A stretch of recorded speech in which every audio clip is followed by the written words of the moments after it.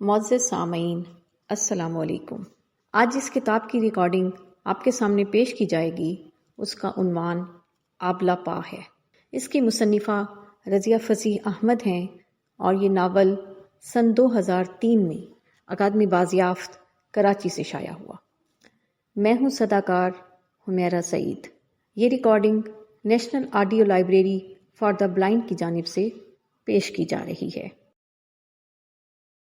اس کی اور شاہدہ باجی کی شخصیت میں ایک بنیادی فرق تھا۔ شاہدہ باجی خود سے، ہر کسی سے اور حالات سے بے حد مطمئن نظر آتی تھیں، لیکن وہ اس شہزادی کی طرح جس کے محل میں سب کچھ ہو، صرف ایک ناچنے والی سنہری چڑیا اور گانے والے دوست کی کثر ہو، افسردہ اور مضمحل رہتی تھی۔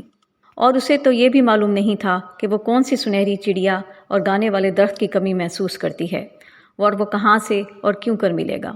لیکن ایک کمی، ایک خلا کو احساس اس وقت بھی تھا جو دوسروں کی باتوں میں دلچسپی لینے کے بجائے اسے بادلوں کے رنگ برنگے ٹکڑوں کے رنگ محل بنانے پر اکساتا تھا، اور ایسی انجانی اور انہونی باتوں کے بیچ دل میں ڈالتا تھا جو کوئی سن لے تو ہنستا ہنستا دوہرا ہو جائے۔ اس کے خواب بھی اسی طرح ادھورے ادھورے بے معنی سے ہوتے تھے جو دل میں ایک کسک سی چھوڑ جاتے تھے، اور شاہدہ باجی کے مرنے کے بعد یہ خلا کچھ اور زیادہ ہو گیا۔ بادلوں کے بے معنی کلوں میں ایک اور کا اضافہ ہو گیا کہ شاہدہ باجی آسمان پر سے پردہ اٹھا کر جھانکیں گی اور ایک زوردار کہکا لگا کر کہیں گی، مجھے ذرا ہنس کر تو دکھا، اور پھر اسے گدگدانا شروع کر دیں گی۔ شاہدہ باجی کو دفن کر آئے تو گھر کی فضا ہی بدلی ہوئی تھی۔ اتنا بڑا گھر ایک آدمی کے نہ ہونے سے بھائیں بھائیں کرتا نظر آتا تھا۔ جس دن واپسی ہوئی، FA کے امتحان کا پہلا پرچہ تھا۔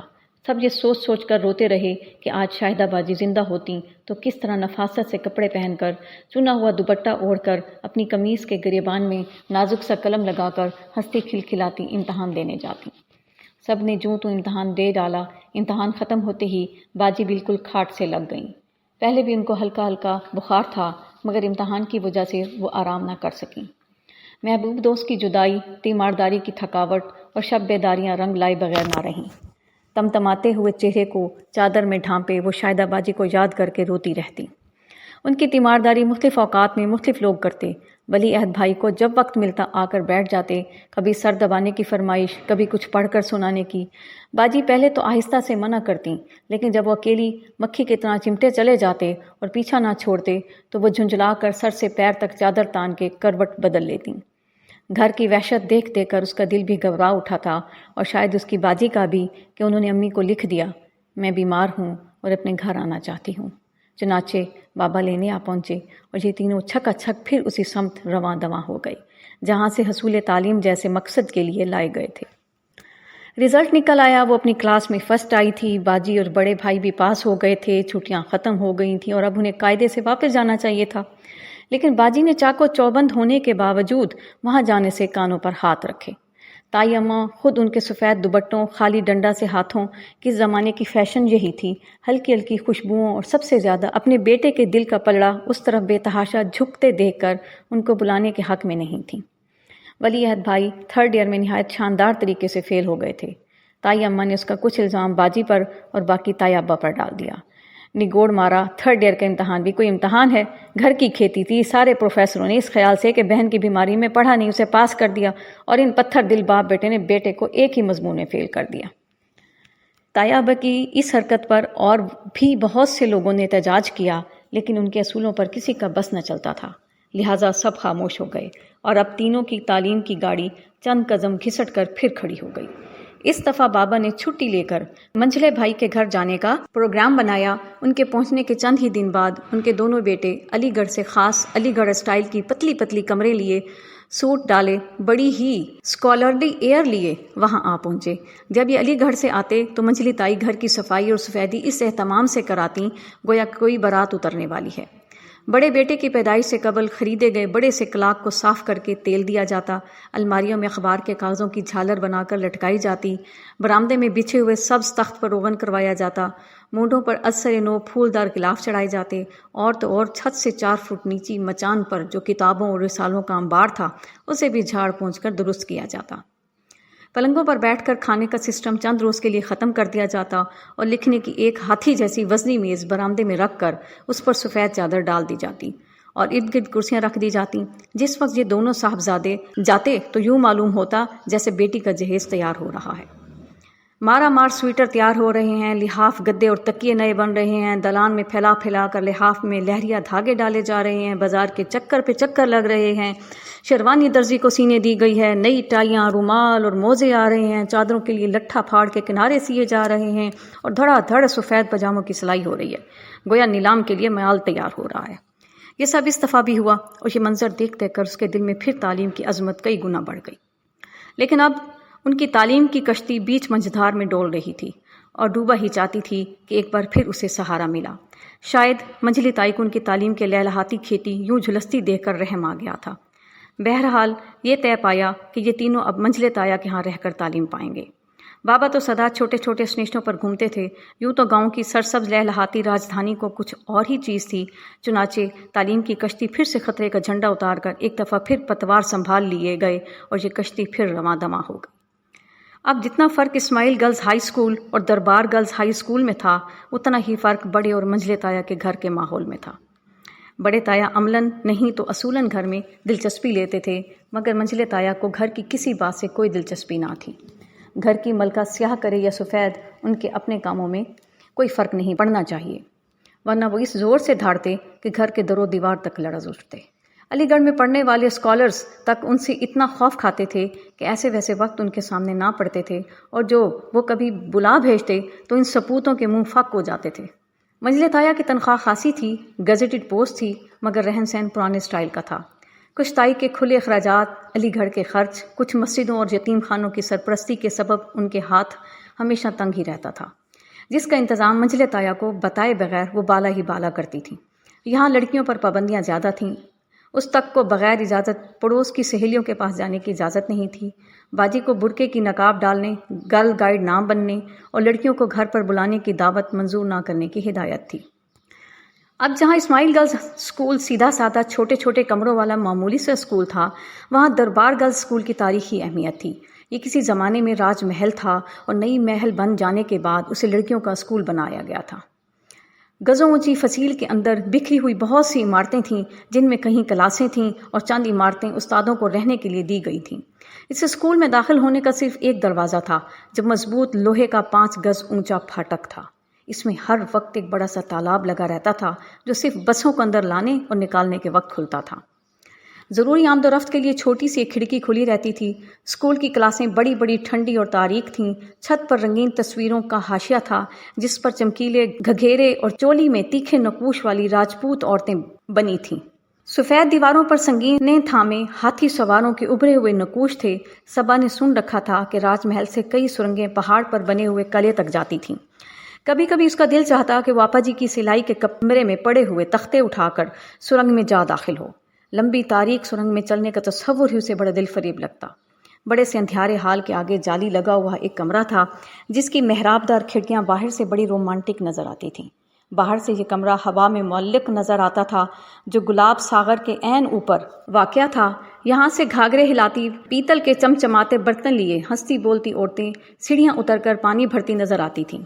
قلعے کے اوپر نیلے آسمان پر چیلیں اڑتی تھیں اور فرصت کے اوقات میں لڑکیاں سبز پانی کے اوپر سے آنے والی ٹھنڈی ہوا کے جھونکوں کا لطف اٹھانے یہاں آ بیٹھتی تھیں اور پکے راگ یا فلمی گانے گاتی تھیں۔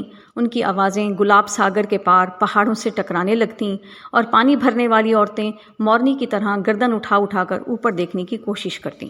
جس دن بارش ہوتی، جانے کہاں کہاں کا پانی سیڑھیوں پر آبشار کی طرح گرتا ہوا گلاب ساگر میں آ کر بننے لگتا۔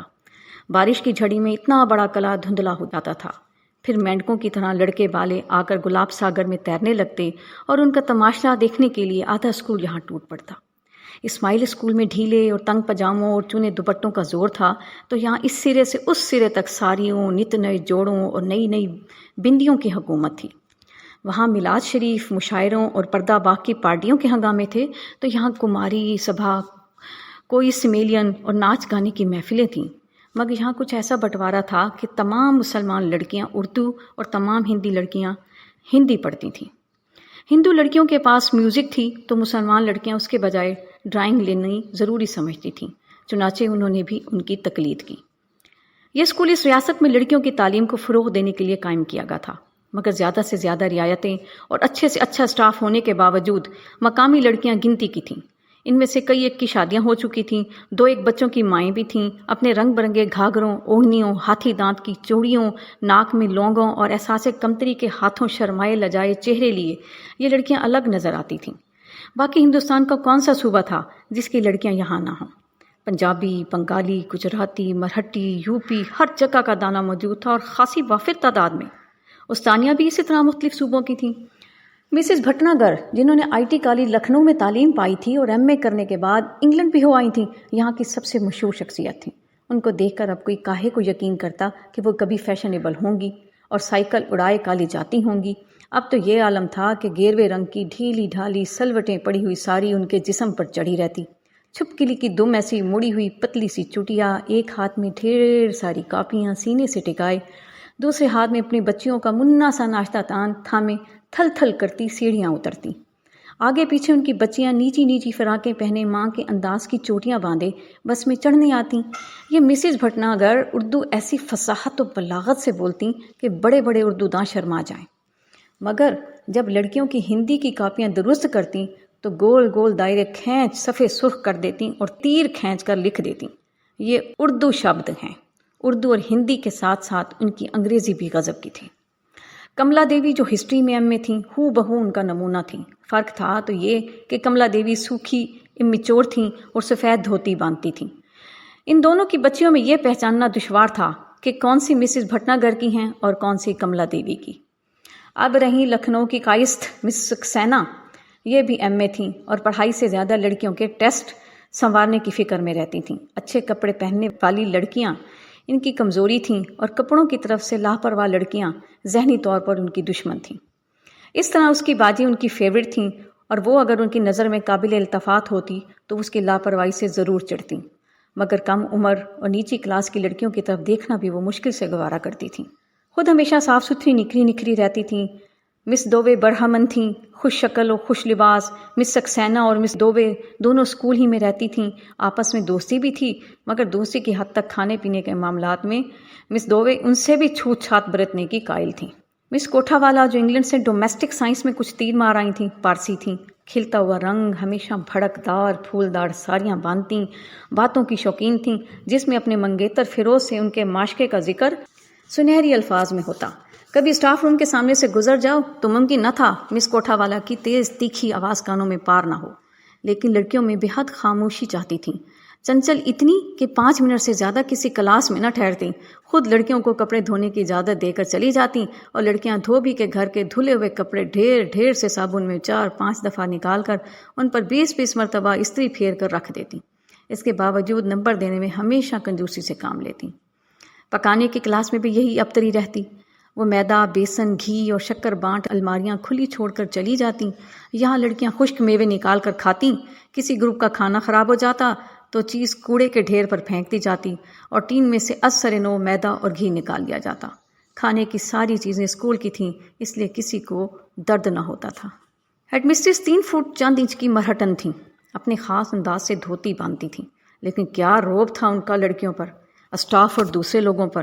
آج تک اس نے کبھی کسی کو ڈانٹتے بھی نہیں دیکھا تھا، لیکن ان کے نام سے ہی لوگ کانپتے تھے۔ ایک قابل منتظم کی طرح اسکول کی ہر چھوٹی بڑی بات ان کی نظر میں رہتی تھی۔ وہ خود بھی اسکول کے احاطے ہی میں رہتی تھیں اور اسکول ختم ہوتے ہی وہ ننگے پاؤں اکثر اسکول کے چکر لگاتی نظر آتیں۔ مسز پنڈھارکر دوسری مرہٹن استانی تھیں جو موسیقی کی تعلیم دیتی تھیں۔ میوزک روم ہمہ وقت طبلے کی تھاپ اور تان پورے کی گونج سے گونجتا رہتا تھا۔ ایک کلاس جاتی تھی، دوسری آن موجود ہوتی تھی۔ وہ خود ستار کی ماہر تھیں اور خالی اوقات میں خاص طور پر شوق رکھنے والی لڑکیوں کو ستار اور ناچ سکھایا کرتی تھیں۔ ان کی آواز میں اتنی پختگی، اتنا رس تھا کہ وہ بڑی بڑی کنسرٹ میں شمالی ہندوستان سے آئے ہوئے استادوں سے ٹکر لیتیں اور واہ واہ کروائے بغیر نہ چھوڑتیں۔ میوزک روم کے باہر ہی ڈرائنگ کلاس سینکڑوں ماڈل اور چارٹ سے بھرا پڑا تھا۔ میوزک روم میں نہ جانے کتنے ساز سے سلائی کی کلاس میں 10-12 مشینیں تھیں۔ کھانا پکانے کی کلاس ہمیشہ آٹے، میدے، گھی اور دودھ سے بھری رہتی تھیں۔ دھلائی کی الماری میں طرح طرح کے صابن، کلپ اور رنگ کے علاوہ سینکڑوں برتن تھے۔ کھیلنے کا کمرہ 20 بیڈمنٹن ریکٹ، چڑیاں اور طرح طرح کے انڈور گیم سے بھرا پڑا تھا۔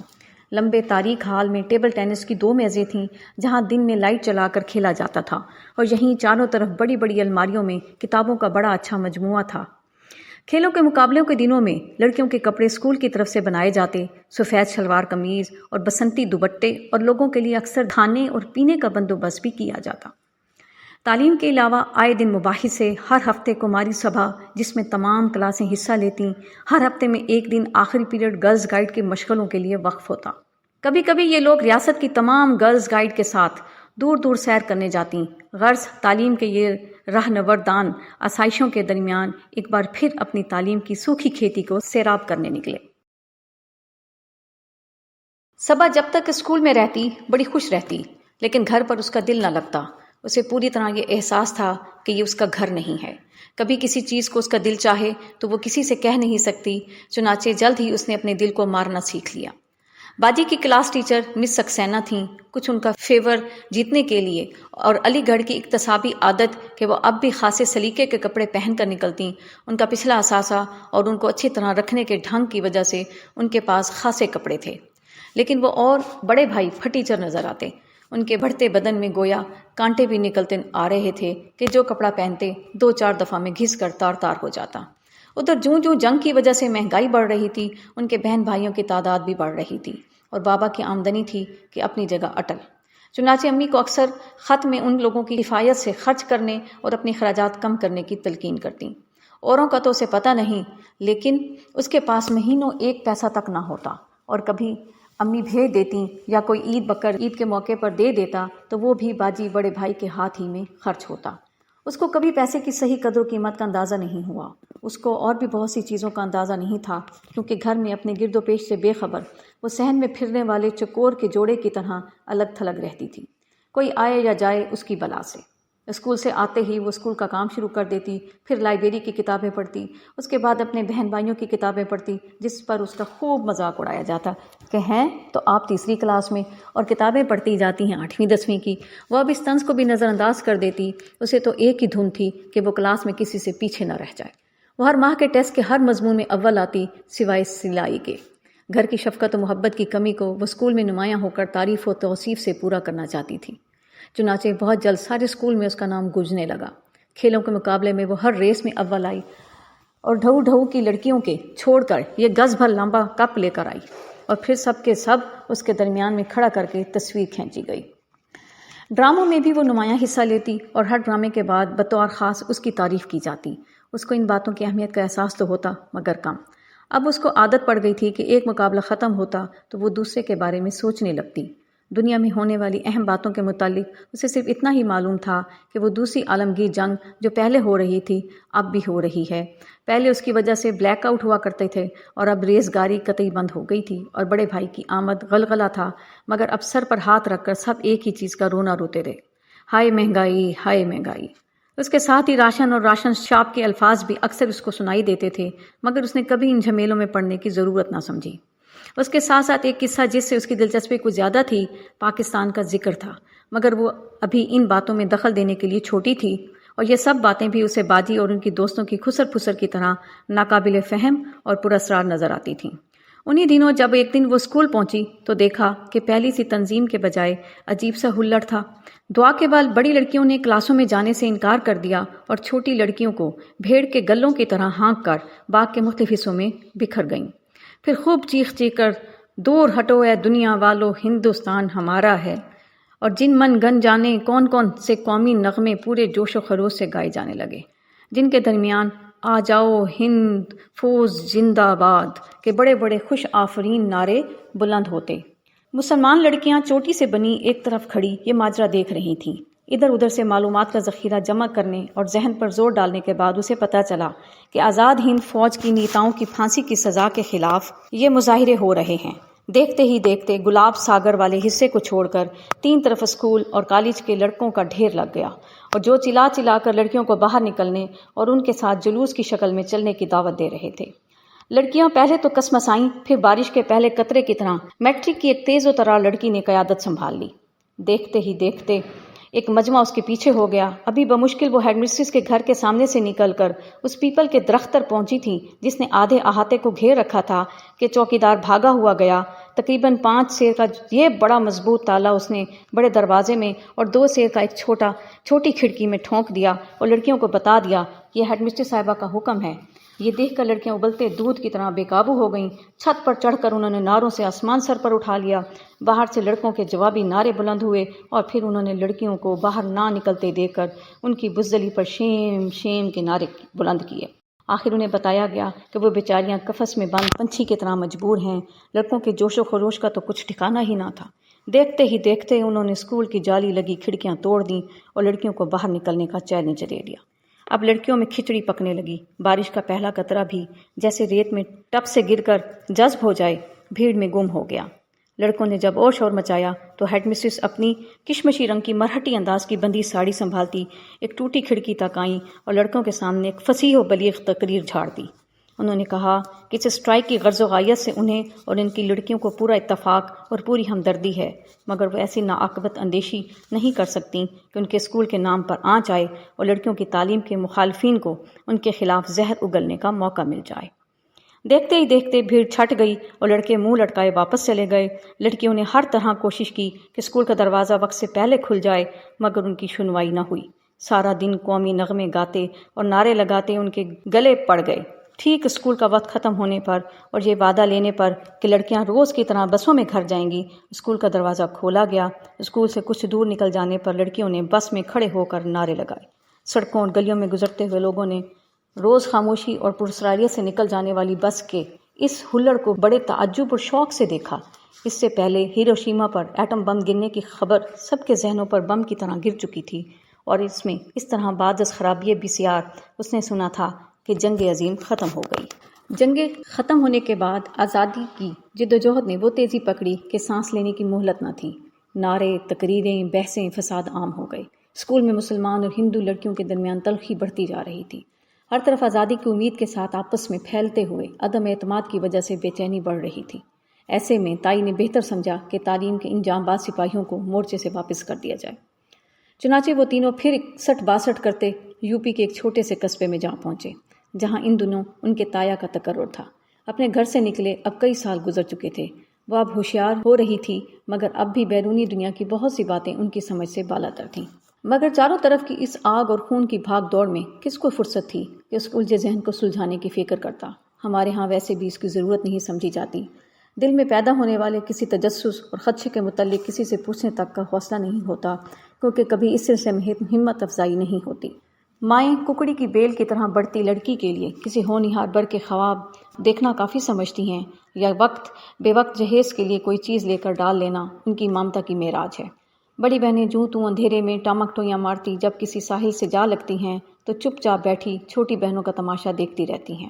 ان دنوں اسے شاہدہ باجی یاد آتی۔ شاہدہ باجی اس کے خام ذہن میں ایک بھرپور شخصیت تھیں، جیسے کوئی دیوتا ہو، انسانی لغزشوں اور کمزوریوں سے بلند۔ اسے یقین تھا کہ اگر وہ زندہ ہوتیں تو ان کے طور طریقے اس کے لیے مستقل طور پر مشعل راہ کا کام دیتے، مگر وہ مر چکی تھیں، اور وہ چوطرفہ بھیانک حالات اور خیالات کی اس جنگ میں تنہا چومکھی لڑ رہی تھی۔ امی کے لیے تو اس قیامت کے وقت میں اتنے سارے بچوں کو مرغی کی طرح پروں تلے بٹھائے رکھنا ہی دو بھر ہو رہا تھا۔ بابا کو ہر وقت یہ فکر کہ اس بھرے پورے کنبے کو لے کر کسی طرح پاکستان نکل جاؤں، وہ ہر وقت نقشہ لیے بیٹھے یہی سوچتے رہتے کہ کس طرح کس راستے سے صحیح سلامت پہنچیں۔ ایک طرف پٹیالے میں قتل و غارت کا بازار گرم تھا، تو دوسری طرف دہلی اور بھرت پور۔ ہندوؤں اور سکھوں سے بھرے ہوئے مکان کو چھوڑ آخر وہ ایک مسلمانوں کے محلے میں چلے آئے تھے۔ کلے نما یہ حویلی ایک حد تک محفوظ تو ضرور تھی، مگر ان جانے پہچانے لوگوں میں رہنا بذات خود سینکڑوں دشواریوں اور دقتوں کا حامل تھا۔ پھر یہاں کی فضا بھی دن بدن خراب ہو رہی تھی، اس لیے انہوں نے کانپور الہ آباد کے راستے بمبئی اور وہاں سے بذریعہ جہاز کراچی جانے کی سوچی۔ اس وقت تک یہی محفوظ ترین راستہ تھا، لیکن ان کی قسمت سے یہ راستہ بھی دفتن صبا کی آواز رند گئی اور اس نے دونوں ہاتھوں سے اپنا چہرہ چھپا لیا۔ مشرق کی طرف کا غبار آہستہ آہستہ اجل کر سورج کی آمد کا پتہ دے رہا تھا۔ دریا کی سطح پر ملگجی سی روشنی پھیل چکی تھی۔ اسد نے صبا کو رنجیدہ دیکھ کر اس داستان کو ختم کر دینے ہی میں بہتری سمجھی۔ اس نے اٹھ کر اپنی پتلون جھاڑی اور لکڑی کا ایک سرا پکڑ کر اوپر چڑھ گیا۔ جہاں صبا بیٹھی تھی اس کشتی میں ایک چوکور سوراخ پر 2-4 ٹکڑیاں رکھ کر کھڑکی سی بنا دی گئی تھی۔ صبا نے اٹھ کر اس میں سے باہر جھانکا۔ انجانے میں یہ شعر اس کے لبوں پر تیر گیا۔ چمک اٹھے ہیں سلاسل تو ہم نے جانا ہے، چمک اٹھے ہیں سلاسل تو ہم نے جانا ہے کہ اب سحر تیرے رخ پر بکھر گئی ہوگی۔ واقعی پہاڑیوں سے گھرے ہوئے دریائے کابل کے رخ پر سحر بکھر گئی تھی، اور 4 چھوٹی کشتیوں میں بہت سے لوگ ان کی فیری کی طرف آ رہے تھے۔ فیری کو رسیوں سے باندھ کر کنارے سے کھینچا گیا اور آخرکار وہ دوسرے کنارے سے جا لگی۔ پہلے کی طرح کے تختوں سے اتر کر ان کے قدموں نے زمین کو چھوا اور اس چڑھائی پر چڑھنے لگی جہاں سے ایک پتلی سی سڑک ریسٹ ہاؤس تک جاتی تھی۔ سرد ہوا جسے رات کو فیری کی چھت اور دیوار نے اور 2 جوان جسموں کی ایک یکجائی نے ایک حد تک دور رکھا تھا، اس وقت ناگوار حد تک سرد اور بری معلوم ہو رہی تھی۔ لمبی لمبی گھاس سیلی ہوئی تھی اور سڑک پر پڑے ہوئے گول اور بیضوی خوبصورت پتھر ٹھنڈے یخ ہو رہے تھے۔ ان پتھروں پر صبا کے قدم یوں لڑکھڑا رہے تھے جیسے اس نے شراب پی رکھی ہو۔ کوئی 1 فرلانگ کے بعد منزل کے نشان نظر آئے۔ واقعی موتیوں سے بھرے ہوئے سبزے کے چاروں طرف سرخ سرخ گلاب کے کٹوروں میں شبنم جھلک رہی تھی، اور رنگ برنگ کے گل داؤدی صبح کی ہوا میں جھوم جھوم کر اسے خوش آمدید کہہ رہے تھے۔ اندر کمرے گرم تھے، ہر چیز سلیقے سے رکھی ہوئی تھی۔